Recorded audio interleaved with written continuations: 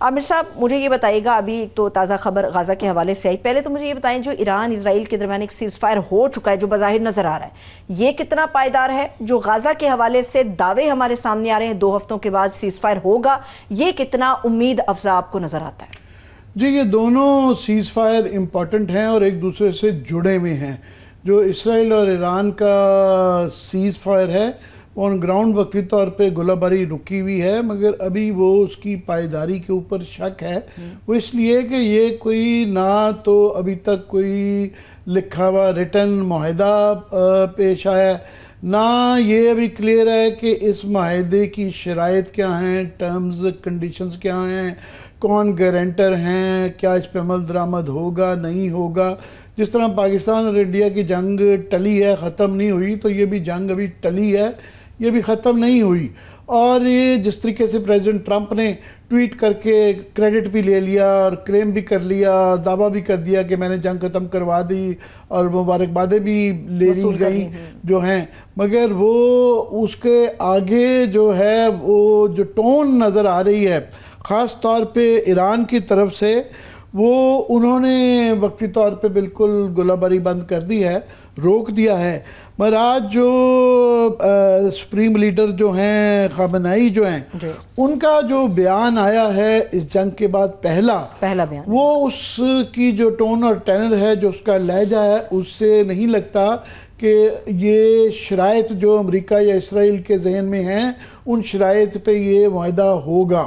क्योंकि वो बिल्कुल उसका फॉर एग्ज़ाम्पल उन्होंने 3-4 बड़ी अहम बातें की। एक, उन्होंने कहा कि अमेरिका को लगा कि ईरान सेहूनी हुकूमत का मुकम्मल तबाह कर देगा, तो जंग में इसलिए शामिल हुआ, ये उनको बचाने के लिए शामिल हुआ। एक दूसरा, उन्होंने बड़ी सख्त अल्फाज है, उन्होंने कहा जी ये जो ईरान ने अमेरिका के मुंह पर ज़ोरदार तमाचा रसीद किया है ये कतर के जो हवाई अड्डे के हवाले से। तो उसके बाद उन्होंने कहा जी इस्लामी जमहूरिया ईरान खित्ते में मौजूद अहम अमरीकी अड्डों तक रसाई रखता है और जब भी ज़रूरी समझे तो कार्रवाई कर सकता है। अब ये बहुत कतर वाला ऊपर एक सिम्बॉलिकली हमला हुआ है, यानी ये कि ये अभी मसला, ये ख़तरा अभी मौजूद है। उन्होंने मज़ीद कहा कि ऐसी ही जवाबी कार्रवाई मुस्तकबिल में भी दोहराई जा सकती है कतर वाली। अगर मुस्तकबिल में दोबारा ऐसी कोई जारियत की गई तो दुश्मन को भारी कीमत अदा करनी पड़ेगी। अब ये जो टोन है, मैंने कह रहा हूँ, जो लहजा है, और ईरान के अंदर आप देखें मैटर सबसे ज़्यादा वही करते हैं, और अभी जो है कहने को वहाँ एक मुंतखब हुकूमत है, मगर जंग का ये असर हुआ है। ये पहले ही कहा जा रहा है कि जो पासदारान ईरान हैं, जो रेवोल्यूशनरी गार्ड जो हैं, वो उनको इख्तियार मज़ीद मिल गया है और मुंतखब हुकूमत पीछे चली गई है। और वो जो पहले स्ट्रेटिजिक पेशेंस का मुजाहरा करने वाले थे, जो कि कासिम सुलेमानी के, उसके भी बड़ी मॉडरेट रिस्पॉन्स था। फिर ये जो इसराइल का हमास के ऊपर और लिबनान के ऊपर जो हमला था, ईरान डायरेक्टली उसके अंदर नहीं कूदा, तो वो रिस्ट्रेंट दिखाते रहे हैं। तो अभी जो है ना इस लहजे से लगता है कि वो आसानी से अमेरिका वाली शराइत के ऊपर कबूल करेंगे। वो बिल्कुल अपना हिसाब भी मांग रहे हैं और वो बिल्कुल अपनी टर्म्स पे ये मुआहदा हुआ। अगर आप जानते हैं आमिर साहब, उसमें उन्होंने ये भी ऐड किया है कि कल जो न्यूयॉर्क और CNN की स्टोरी के हवाले से हम भी बात कर रहे थे और सदर ट्रंप बहुत ज़्यादा भड़के थे, उन्होंने अपने इस पैगाम में कहा कि अमरीकी सदर ने मुबालगा आराई से काम लिया, अमरीका को कुछ हासिल नहीं हुआ, दर हकीकत जौहरी तंसीबात पर कुछ अहम नहीं किया गया। जी, अब ये सबसे बड़ा इशू ये आएगा कि ईरान ने एटॉमिक एनर्जी कमीशन की टीम को वहाँ से निकाल दिया है और उन्होंने कहा है कि ये जासूसी कर रहे थे और उनका बड़ा मनफी रोल रहा है, वो उनको इंस्पेक्शन के लिए इजाज़त नहीं दे रहे। अब इस इंस्पेक्शन के वो ज़ाहिर है पूरे जो P5 के मेंबरान हैं उन्होंने भी गारंटी दी होती है ना करवाने के, हालांकि उनके पास उज़र उन्होंने बनाए हुए हैं कि हमारे पास ये वजूहात हैं, मगर ये एक इशू आएगा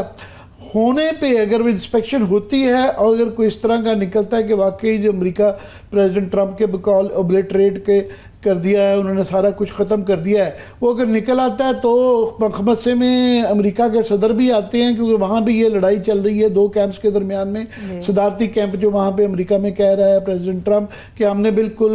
ख़त्म कर दिया और क्रेडिट ले रहे हैं, और वो बहुत सख्त अल्फाज इस्तेमाल कर रहे हैं जो मीडिया के ख़िलाफ़, ख़ासतौर पर CNN और न्यूयॉर्क टाइम्स के के ख़िलाफ़ कि ये शरारत कर रहे हैं और ये झूठ बोल रहे हैं और ये जो एजेंसी की हमारी इंटेलिजेंस एजेंसी की आर्जी है, और वो वहाँ पे अगर निकल आता है, अब इंस्पेक्शन होती है तब मसला है, नहीं होती तो तब ये एक बहुत बड़ा क्राइसिस है कि ये नहीं पता कि ईरान की अब वहाँ पे सूरत हाल क्या है, क्या वहाँ ताबकारी हुई नहीं हुई, तबाही असासों की हुई नहीं हुई, और क्या कल को ईरान जो है जौहरी हथियार बनाता है नहीं बनाता, उसकी कितनी कैपेबिलिटी है, ये तफ्तीश का होना भी बड़ा मुश्किल है। तो ये क्राइसिस ये रहेगा। उससे तीसरी जो अहम सबसे ज़्यादा जुड़ी हुई चीज़ है कि पायदार अमन के लिए बड़ा ज़रूरी है कि गाज़ा के अंदर भी अमन हो, क्योंकि सारा क्राइसिस जो है वो 7 अक्टूबर से शुरू हुआ है और 2 साल से जो गाज़ा और फ़लस्तीन में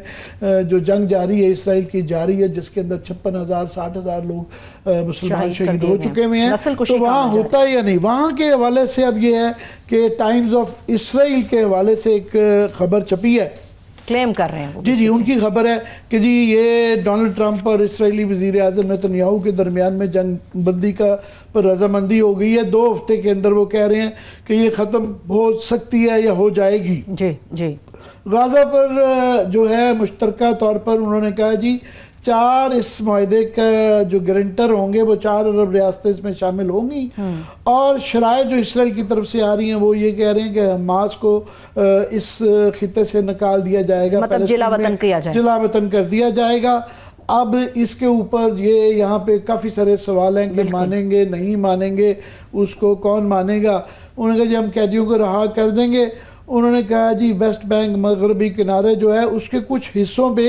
इसराइल की खुद मुख्तारी होगी। पहले ही जो ये एक बहुत बड़ी लड़ाई रही है कि वेस्ट बैंक के काफ़ी हिस्सों पे इसराइली आबादियां जो हैं वो एक मसला रहता था। तो क्या वो काबिज इलाके भी खाली कराए जाएंगे नहीं कराए जाएंगे, क्योंकि उनके ना खाली होने से या वहाँ पे यहूदियों की कम्युनिटीज़ होने से एक परमानेंट प्रॉब्लम रहती है। मज़ीद ये है कि सऊदी अरेबिया और शाम इस खबर के मुताबिक